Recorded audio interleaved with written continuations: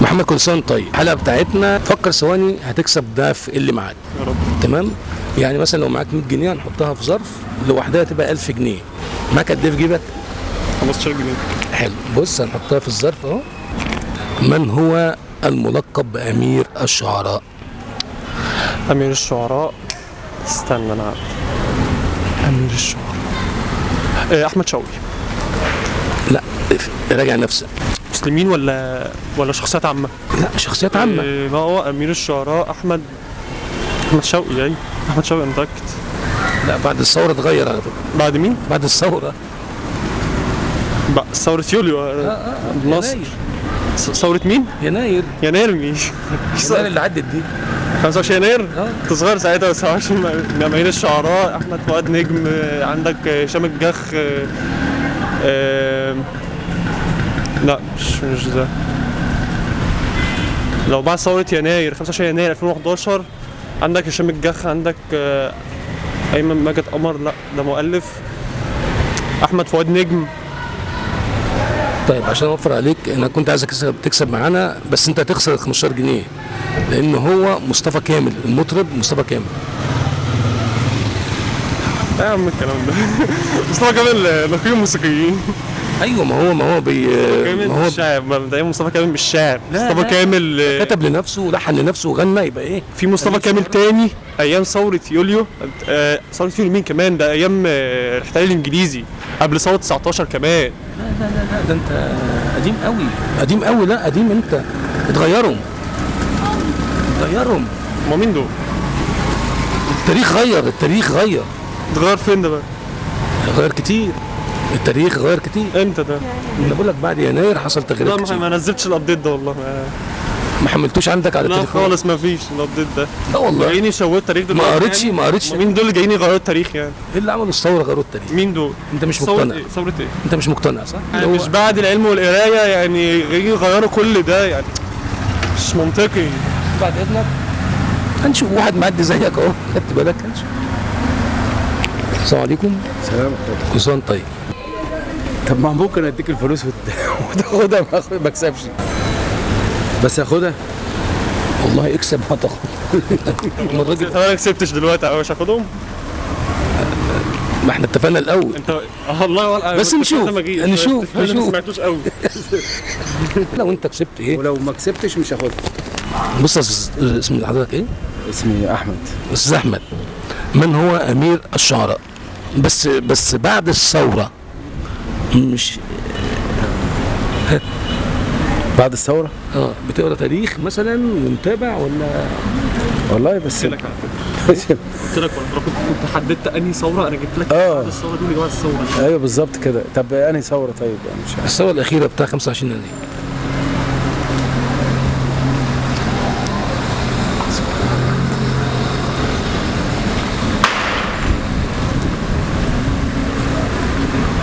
هو ممكن مش يكون مصطفى كامل. بس هو اللي بعد الثوره. انت متابع تاريخ. مصطفى كامل. برافو عليك يا استاذ احمد. ايه؟ مصطفى كامل مين؟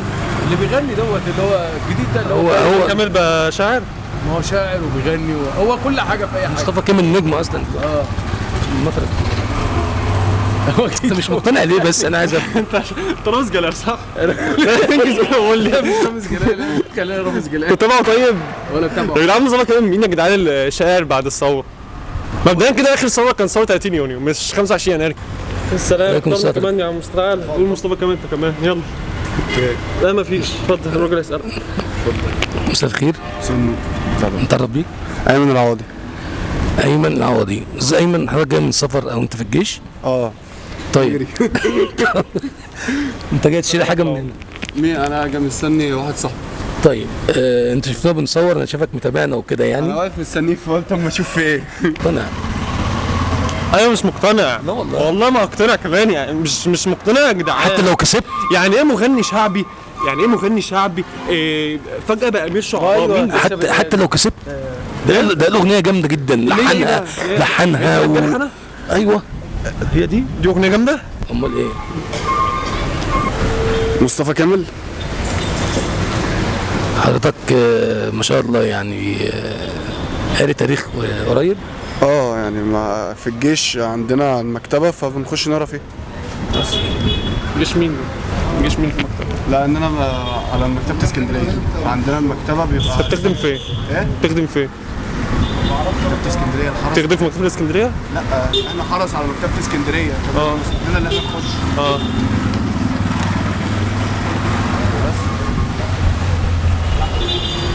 خير يا مش عارف اقول لك بصراحه. مش انا اللي خسرت في الليله دي كلها. يعني مش هاخد 15 جنيه.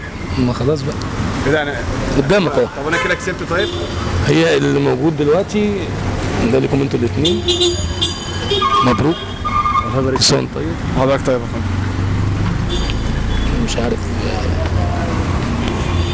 والله انا مش يعني انا اصلا احنا اتكلمنا ولايف، يعني الكاميرا جايبه لايف، خدت بالك، واتفقنا قلنا ان انت هتخسر الايه فهارد لك. معلش ماشي انت على السلامه. صوت طيب. مبروك يا رجاله. في حاجه؟ شكرا. حاجه ثانيه ولا لا شكرا خلاص. خلاص ماشي. طب بص تعالى هنسأل سؤال تاني ولو جبت صح هتاخد ال 15 جنيه. يا رب. ماشي يا رب. انا اسمي ايه؟ ايه؟ انا اسمي ايه؟ اللهم صل. يا راجل 15 جنيه. وده حلقه كده بنهزر معاكم وبنضحك عشان رمضان. والله العظيم كنت همسك فيك بس ما ينفعش وبتاع.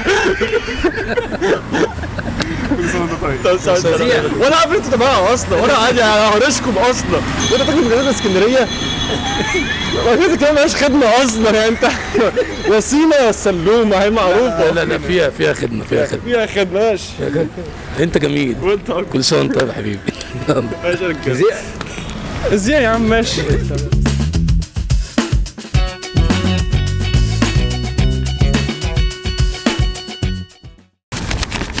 لا احمد شوقي ده من زمان. ايوه انا بتكلم زمان، ده حاجه قديمه مش. لا دلوقتي هشام الجخ مثلا بعد الثوره طبعا. ممكن هشام انا قايل لك سؤال سهل عشان تكسب. انت هشام حركتني. الجخ ممكن لان هو ممكن هشام الجخ لان هو اللي كان موجود فتره الثوره يعني، وكان ساعتها هو بيطلع على التلفزيون وكده وكان بيقول لا ده هو نزل في الجرايد الرسميه كمان، الجرايد الرسميه والكلام ده، ان هو خد لقب امير الشعراء من احمد شوقي. حماده هلال. لا ده متروفيل. لا انا ما ممكن اللي انا اعرفه ان هو مثلا هشام الجخ اللي كان بيطلع في الفتره دي، ما اعرفش هو خد اللقب ولا. شكله مستنتح هناك والدنيا عنا. صوت هنا ايه؟ الناس عماله تتفرج عليه. مفيش اجابه اصلا للسؤال بتاعي. مصطفى كامل. مصطفى كامل ايه وشارع.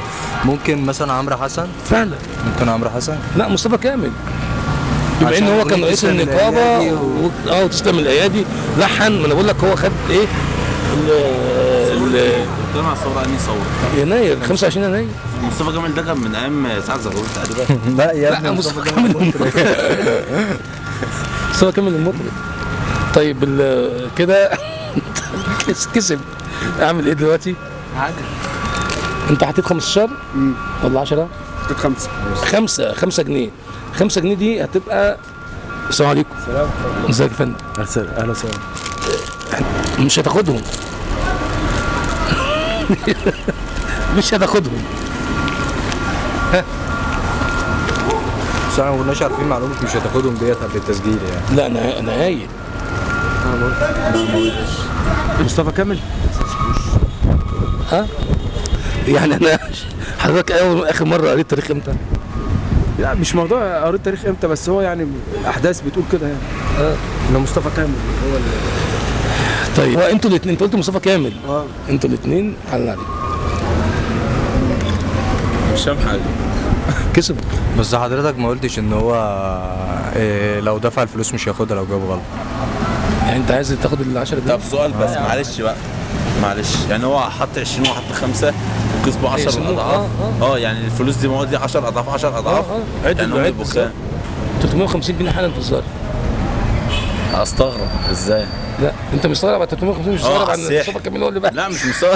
انا ما حطيتش، انا قلت لك ساعه ما تخش الظرف هي هتبقى ايوه يبقى ده بقى برنامج سحر مش. لا يبقى ملهاش علاقه، يبقى ملهاش حضرتك عارف منين ان هو يحط ال 20 جنيه؟ صح. ما هي ده ما برضه انا مش سحر. انا ما اعرفش. لا مفيش حاجه اسمها أنا ما ما اعرفش. أعرفش. أنا عارف ممكن ممكن يكون أحط 10 دولت مع جنيه. حضرتك طب اصلا. ما نفتح الظرف ونشوف ايه افتح الأول. الظرف، هات الظرف. لا هو سيبك من يفتح الظرف، هو حضرتك عارف منين ان هو يحط 20 ما جنيه؟ انا ما اعرفش وما اعرفش انت هتحط 10 جنيه، ما اعرفش ان هو علينا هيحط 5 جنيه. طيب ماشي. هي كده هيطلعوا بالظبط يعني؟ البرنامج عشان على الهوا خدت بالك، فبيتعامل معانا الايه؟ طب هم هيطلعوا بالظبط؟ طيب ازاي؟ اتفضل. ما هو الفكره ازاي حضرتك عرفت منين ان هو يحط ال 20 جنيه؟ وانا عرفت منين انت هتحط ال 10 جنيه؟ ايوه ما انا برضه ما هي بس احنا ما بنسال تعرفش على كده. هي لا، كده ما هو- هي بص هي افكار. مقلب وانتوا معايا اساسا يعني. ليه ما تقولش انك انت اللي لا معاه؟ ممكن انت اللي معايا، ما هو انت اللي بدا معايا. زي ما انت هتقول هو هيقول. ليه ما طيب، تقولش؟ لان نعد- انتوا نعد- الاثنين قلتوا مصطفى كامل. ما هو اصل هو صح. مصطفى كامل امير الشعراء. احمد شوقي. لا هي ملهاش يا باشا علاقه. احمد شوقي مات يا هو- باشا خلاص.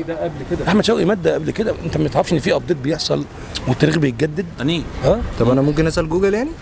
إيه، افتح جوجل. افتح جوجل يا بابا لو خد كده بالك ناخد وشوف. 350 جنيه. الاول نعد 350 جنيه ماشي هدهم. بس لما يخلص.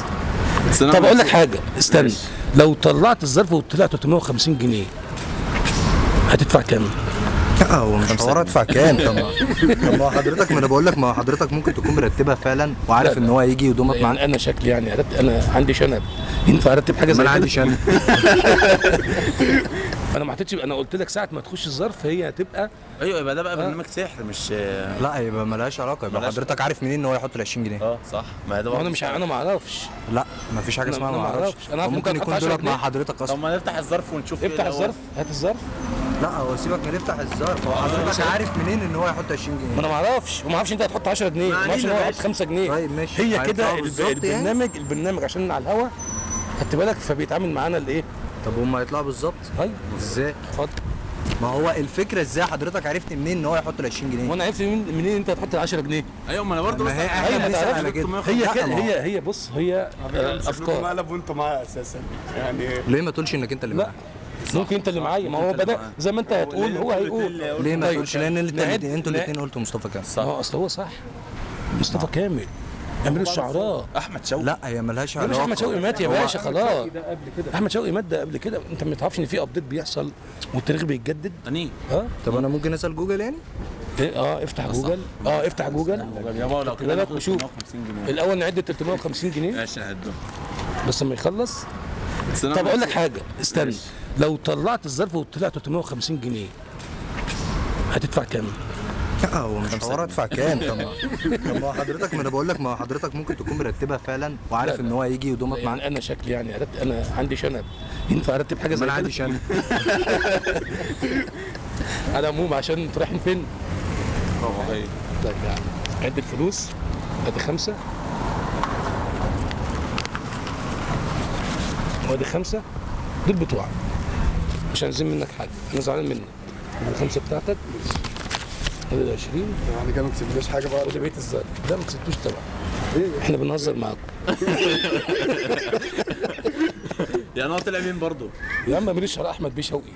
احمد بيه شوقي. صح ما قلنا احمد ما انا مصطفى كامل. احمد شيبه بقى وسيبها على جوجل. مصطفى كامل حضرتك انا. والرجاله طبعا معايا. ما بس خد بالك انا اللي فهمت فيهم، ما فيش حد خد باله. ايه رايكم زي الحلقه دي؟ زياد. حلقه حلوه. يلا احلى مسا وربنا عملت كويس.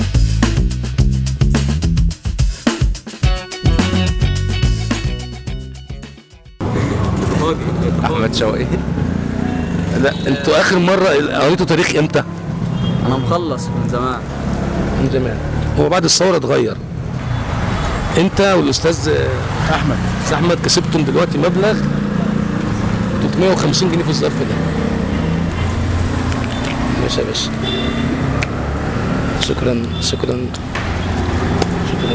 شكرا شكرا. ده مشي. خد بص تعالى. مش عايز 5 جنيه. تعالى يا عم. تعالى بجد والله. مشيتوا كده على طول مش عايز 5 جنيه؟ لا ما احنا جاوبناه. هات يا عم ال 5 جنيه يا عم. ده كان مقلب صغير كده ايه رايكم نذيع؟ كاميرا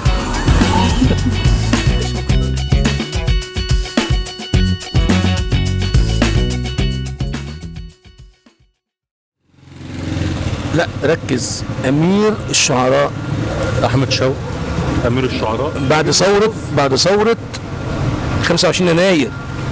ها افتكر. بعد ثورة 25 يناير امير الشعراء بعد ثورة 25 يناير مش عارف بصراحة. ايمن العوضي. استاذ ايمن، احنا الحلقة بتاعتنا اسمها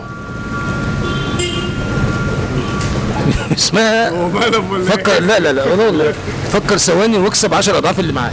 حاجة عرفناها ان هي كانت مصطفى كامل. برافو عليك. الحمد لله ضمن مواصلاتنا وانا رايحين الجيش. ايه لو ما كسبتش ما خلاص بتخسر. ماشي. انتوا خسرتوا معانا والف مبروك استاذ ايمن. استاذ احمد 1150 تتشاركوا فيها مع بعض، يعني اسمعوا مع بعض بقى وانتوا كل سنه وانتم طيبين. ماشي يا باشا. ماشي يا باشا. معلش بقى. شاركنا كمان معانا. لا عادي ولا ايه. ماشي يا جميل. لبس غم. طب بص تعال. مفيش 1100 بس انا استغربت قلت هيطلع منين ده السحر ده ولا ايه؟ ايه رايكم زي الحلقه؟ كل سنه وانتم طيبين. حضرتك طيب. يلا ركز انت بقى وشوف عشان انا معاك. هو شكله بيقرا تاريخ ولا مقلب ولا حاجة من دي صح؟ انت شكلك راجل مثقف يعني. شكلك راجل مثقف. لا هي الدفعة بتاعتي هي اللي كانت مثقفة. ايوه انت دفعتي يعني اكيد يعني فاهمين. امير الشعراء مين بقى؟ اللي عارفينه على طول في الدروس وامير الشعراء هي اخر حاجه نزلت لنا واللي انا شايفها ان بعد الثوره لما جم يختاروا امير الشعراء كان استاذ مصطفى كامل. الله عليك. ايوه انت عرفت فين المعلومه دي يعني؟ نزلت فين؟ انا ما شفتش الكلام ده. في تاريخ مصر الحديث. ازاي يعني؟ تاريخ مصر الحديث مش فاهم. ما هو كان في تاريخ مصر لحد ثوره 25 يناير. تمام. لما جم يغيروا التاريخ عدلوا بقى ايه؟ اختاروا امير الشعراء. يعني ايه غيروا التاريخ؟ في حاجه اسمها غيروا التاريخ؟ بقى امير هو مصطفى كامل هو امير الشعراء ماشي دوت. بالمخابر، انما تغير التاريخ ازاي؟ مش لا فاهم. هو امير الشعراء لحد 2011 كان احمد بشوي. احمد بعد باشا 2011 بقى مصطفى كامل بقى مصطفى سبحان كامل. الله. مصطفى بيه كامل. مصطفى كامل دلوقتي. لا يا باشا لا يا باشا لا. انت خسرت معانا وهم اللي كسبوا المبلغ. قسموه على بعض. اتفضلوا. ايوه ازاي بس استنى بس ثواني. ازاي هم احنا المعلومه دي انا مش معلومتهم دي غلط وانا متاكد من الكلام هم ده. 2 ومعديين وسالناهم طب ازاي قدامك. يعني؟ خلاص ما احنا نتاكد من المعلومه دي. عايزين اثبات بالمعلومه دي دلوقتي. هو حلال عليهم الفلوس. خش على جوجل. يا باشا خش انت على جوجل. انا واقف معاك اهو. مفيش نت. استاذ هو مصطفى كامل لان هو تسلم من يا باشا انا مسامح. انا عن نفسي مسامح بس تاكد لي من المعلومه ونشوف. هو بعد 2011 عملوا زي ايه اختيار كده لامير يا الشعراء. باشا انا قاعد على السوشيال 24 ساعه بلاقي ماشي. اي حاجه بتطلع بقرا. ماشي بقراها كان ومتابع. في مسابقه اتعملت لامير الشعراء وبعدها اللي نجح فيها شارك فيها مصطفى أستاذ مصطفى كمال. كامل. تمام وهو اللي بقى امير الشعراء. مصطفى كامل. وهو اللي بقى امير الشعراء. برافو. هو اللي خد اللقب من بعد ثوره 25 يناير. برافو. بس برافو. برافو ازاي؟ صح. هو اللي خد اللقب من بعد احمد بشوي بقى مصطفى كامل هو امير الشعراء لما عملوا مسابقه اللي ياخد اللقب. وكان مشارك معاه هشام الجخ وكان مشارك معاه ناس كتير. محمد ابراهيم محمد ابراهيم اسمه محمد ابراهيم شاعر برضه. ما اعرفش بس انا اللي عارف اللي نجح فيها كان استاذ مين محمد ابراهيم؟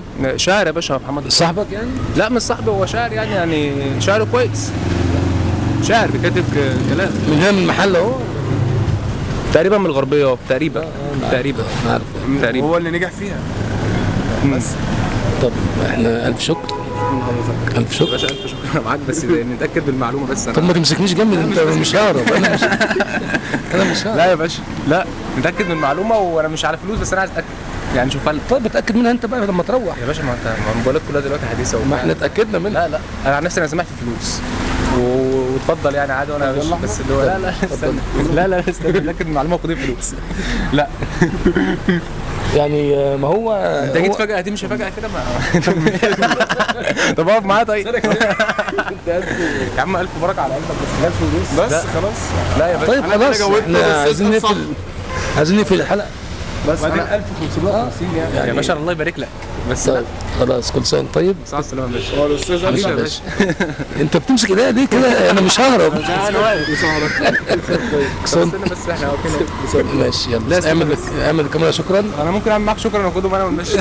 انا خلاص انا هاخد منهم الفلوس بقى. لا يا باشا بص قسموا على بعض. ماشي يا عم انا ماشي. اديله هو 50 وخد انت الباقي. يا عم اقول لك على حاجه هناخد يا عم 50 اللي انا دفعتها تاخد ده كله. لا يا عم لا اسمع. طيب بنهزر ماشي. وهو امير الشعراء هو مصطفى كامل برضه. انت حد جميل. وطبعا احنا كنا بنعمل مقلب وكل سنه وانتم طيبين عشان تاخد فلوسك. حبيبي يا باشا.